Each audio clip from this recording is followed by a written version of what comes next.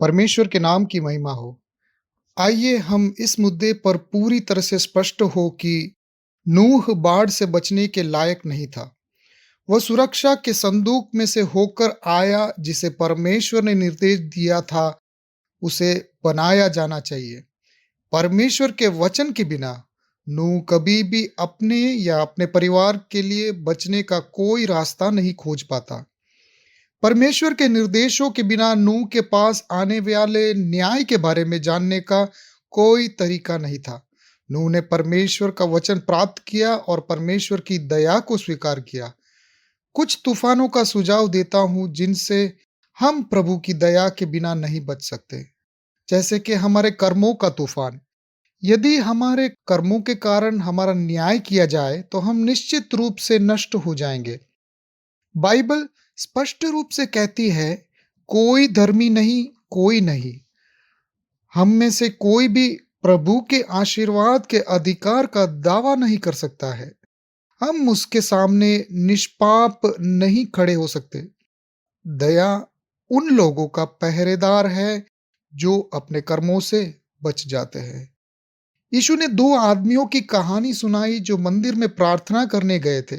एक ने अपने कामों पर डिंग मारी, दूसरा झुक गया और अपने पाप के प्रति जागरूकता के कारण स्वर्ग की ओर इतना ऊपर की ओर नहीं देखा।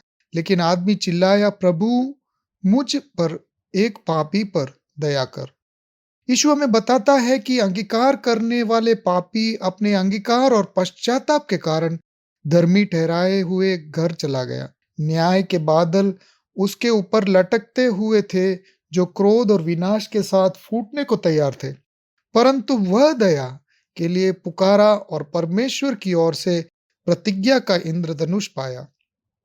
उन लोगों के लिए दया है जो क्षमा के लिए प्रभु की ओर मुड़ते हैं और विश्वास से उनकी कृपा प्राप्त करते हैं।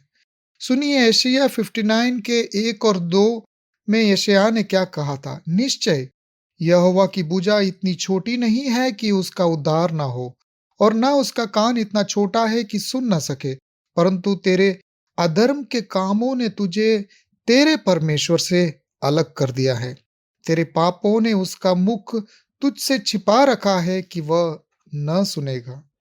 अय्यूब को यह सब अच्छी तरह पता चल गया।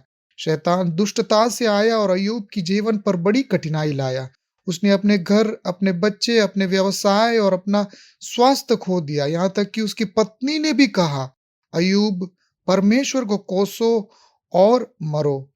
परंतु अय्यूब परमेश्वर की दया के मेघधनुष को देखने के लिए जीवित रहा। उसने देखा कि प्रभु न केवल उसके परिवार और महान धन लौटा दिया, बल्कि यह बातचीत भी प्रभु से मिला। उन्हें प्रभु के वास्तविक रूप में निर्देश दिया गया था। उन्होंने देखा कि विश्वास न केवल इस जीवन को बल्कि आने वाले जीवन को भी प्रभावित करता है। यह विश्वास में इतना प्रेरित था कि उसने कहा कि वह जानता है कि वो एक दिन प्रभु को देखेगा, भले ही उसका शरीर को कीड़ा खा गए हो। पौल ने भी शरीर में एक कांटे के बारे में बात की जिसे शैतान ने भेजा था उस पर हमला किया था। उसने कांटे को हटा देने के लिए प्रार्थना भी की, परंतु परमेश्वर ने पौलुस से कहा कि उसके पास उसके लिए पर्याप्त अनुग्रह है। पौल ने भी प्रभु के इंद्रधनुष को देखा। यह एक इंद्रधनुष था जो उससे वादा कर रहा था कि वह उस तूफान से नहीं गुजरेगा। जैसे शैतान ने उसके शरीर पर रखा था, बिना अनुग्रह के इसे बनाने के लिए आवश्यक था। इससे भी आगे कांटा पौलुस के जीवन में एक सकारात्मक उद्देश्य साबित हुआ।